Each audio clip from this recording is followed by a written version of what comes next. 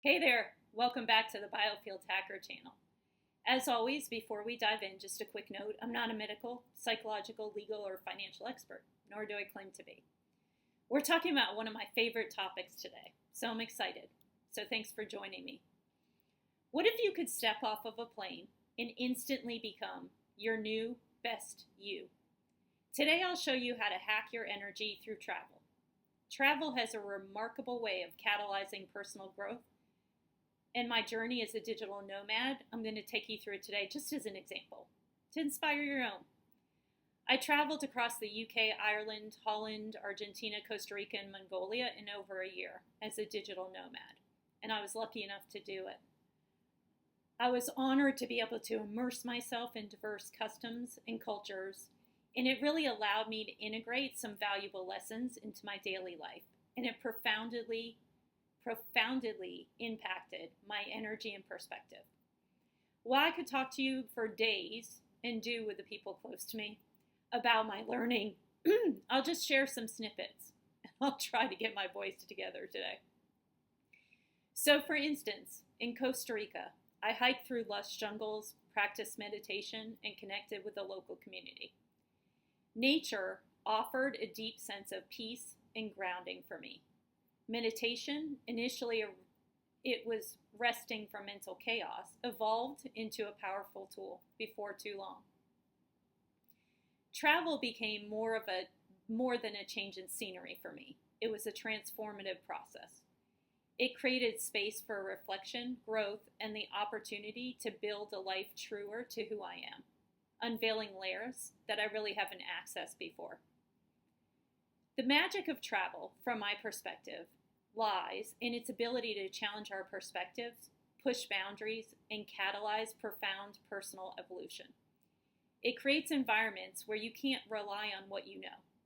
You have to be present, think on your feet, make quick decisions, and navigate the unknown, at least the way I travel.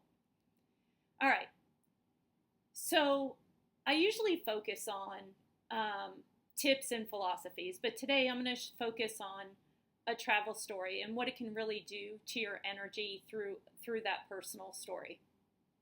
A little over 3 years ago, roughly, I embarked on a solo trip to Mongolia. It was intense, unpredictable, and life-altering. I was initially headed to walk the Camino in Portugal, but changed my mind and booked a last-minute trip to Mongolia instead because I really wanted to just get away from technology after tons of intensive work on R&D projects and AI and all sorts of stuff, and just wanted to challenge myself physically and mentally, kind of check out and just focus in a different way. Plus, I wanted to be out of contact. So I picked Mongolia. And I really wanted to do my own version of an incredibly different adventure, was just what I needed.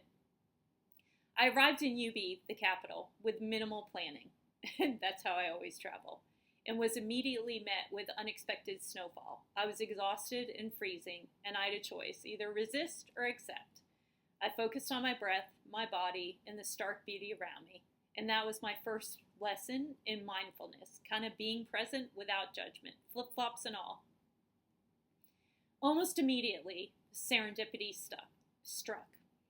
I was picked up for my Airbnb by the host's sister, and she happened to be a UNESCO sheep bone shooting ambassador and an Olympic rifle competitor, and she invited me to the national competition. Now keep in mind, before I traveled, I decided, not that I made a checklist, but I kind of did in my head, that learning about sheep bone shooting, archery, and learning the culture was exactly what I wanted to do, in addition to learning about the nomad culture real time by making myself a nomad for the while. I get to participate in the camaraderie, traditional garb, and throat singing. It was completely unforgettable. I would have never had that experience without the VIP invite. So, it was worth standing in the snow and waiting for her. But then, and I'm going through this quickly, if you want to hear the full story, go to my other YouTube channel, Global Divine Alchemy, it's all there. But then there was another kind of manifestation. I was called down to the middle of the arena, and they wanted me, because I was only American, frankly, because I was the only white girl probably, and because I was invited by the lady helping run competition, right on the fields in the arena. I don't even know if it's called a field, but they wanted me to try sheep bone shooting. As I sat down on a small stool, now those of you who know that I have, a round tush, and they gave me kind of a little Asian stool. It looked like a kid's stool. And as I was so embarrassed, I didn't want to go down there, but what are you going to do? As I sat down on the small stool, I lost my balance and fell flat on the ground in front of the entire crowd. In fact, I'm sure that there's a picture somewhere in Mongolia in the newspaper. Was it mortifying? Absolutely. But it was also strangely perfect. It was a great reminder that manifestations of what you're thinking and feeling don't always show up the way you expect, because that's exactly what I was worried was going to happen. So it did. Before living with nomads, I went on a short yurt trip with someone I initially didn't think I'd connect with, as she seemed pretty abrupt and I just didn't really like her vibe. I didn't know her, to be fair. But we ended up bonding over massive spiders, vodka, and laughter. We wrapped ourselves up like mummies to survive the night. We spent an overnight trip in the yurt. And to avoid the spiders, we wrapped ourselves up like mummies because they were coming from everywhere. We both shared with each other our initial reactions to people. The vodka probably helped. But they were very similar. She didn't like me either. And we ended up having so much in common and built a really lovely connection in the end. Both of us were vulnerable and supportive of each other and really told some great stories and had some great talks and a lot of healing. It was a great conversation all night while we were up. That shift from resistance to connection showed me how changing your lens changes your energy. Finally, I arrived at my first nomadic family's yurt. I had my own, powered by what looked like a 9-volt battery. Who knows what it was. The light that they would come in and unplug at random, sometimes when I was half-dressed. Strange, yes, but I let go of expectations and was more strategic about when I changed. And then came the legendary meat and cleaver moment. They brought out a massive 2-foot container of meat that I had seen on the floor for several days, handed me a cleaver, and gestured that I should cut off a piece. Not wanting to be rude, because they were honoring me with this meat, but I didn't want any part of it, I carefully sliced, with this grater, you can imagine on meat, the tiniest piece imaginable, like a cheese grater shaving. And this was after seeing my driver get sick the night before. Keep in mind, no one speaks English. And they didn't understand any of my gesticulations. So it was, I was running blind here. I didn't want to be rude with their honored offering, but I had no intention of eating it, given I wanted to survive my trip. So I stuck it in the roof of my mouth, drank my yak milk tea, and then buried the sliver of meat in the dirt floor later in my yurt. Every day out there was a balancing act: respect, survival, and staying energetically present, and being open to the new. Here's the critical lesson. After days of minimal food, dehydration, and knowing where I was, my body started signaling that I had pushed it too far. I was worried, exhausted, and questioning myself. At first, leaving early felt like I had failed. I had come to live like a nomad to prove that I could do it. But then I realized this: honoring my own limits wasn't weakness. It was getting over my own ego and preconceived notions. And that's where transformation happened. I consciously chose how to show up, even when plans go differently than expected. That moment, feeling dehydrated, unsure, and questioning whether I had pushed myself too far, felt like failure at first. But what I realized is this: honoring those limits and paying attention to my body wasn't weakness. It was mastery in action. Travel strips down everything. It forces you to be present, to choose optimism in uncomfortable situations, and to see how perspective shapes experience.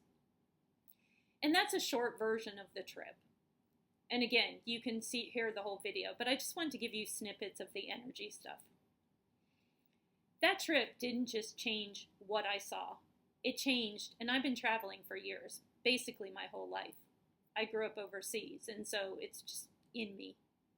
But that particular trip, didn't just change what I saw. It changed how I think, how I respond, and how I show up. Travel strips away the superficial and forces you to confront what truly matters.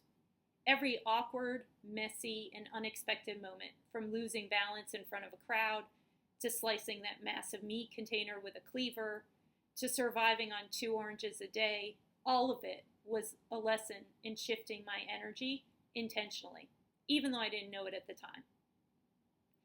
And that's exactly why I wanted to share this story today. Usually we focus on those tips and philosophies, but seeing what really happens in real time shows how energy shifts in travel. And you don't have to go to Mongolia to do this, right? Do your own version if you want to, if it resonates. It just was a fun story, so I wanted to share it because it taught me so much. So let's take what travel brings and turn it into today's field hack. Something you can use next time you travel for work, family, or even just a weekend getaway. All right, so let's talk about the pattern breaker. Most people think that travel transforms them automatically. It doesn't. Travel only transforms if you shift the energy you bring into the experience. Otherwise, you just carry the same patterns into a new location. And the biggest growth opportunities are missed when you stay in what feels familiar. You avoid discomfort through food, people, experiences. You filter everything through your expectations and you cling to your current identity. Basically, you're traveling physically, but not energetically. So use this hack while you're traveling. Think of this as a real-time Biofield upgrade protocol. I want you to collapse the tourist lens. I want you to ask yourself, how do people actually live here? Stay longer, slow down, observe the rhythms, shift from consuming a place to experiencing the reality. Every day, do one thing slightly uncomfortable. Try an unfamiliar food. Talk to someone you normally wouldn't. Say yes to something unplanned. That edge is where your biofield expands. When something feels bad, ask yourself, what else could this mean? Is an awkward moment a connection opportunity? Is fear an expansion signal? Is discomfort growth in process and in progress? And drop your old identity. Stop showing up as a picky eater or the shy one or the person who doesn't do that. Instead ask, who would I be if I wasn't limited here and limiting myself? Travel gives a rare window to rewrite yourself in real time. And when I say rewrite, get to the real you, the core of it, the authentic you. Set a daily growth intention. Before your day starts, decide, today I want to expand through, whether it's connection, courage, curiosity, play. It doesn't matter. Activate your play energy. Growth isn't just intensity, it's openness. Laugh, try things, be awkward, be curious. Fun equals high frequency energy and faster transformation. At the end of the day, here's the core shift. Travel becomes transformational when you move from comfort to curiosity, when you move from control to openness, when you move from fear to exploration, when you move from judgment to awareness. Each experience, challenging as it may be, teaches you resilience, humility, and creativity.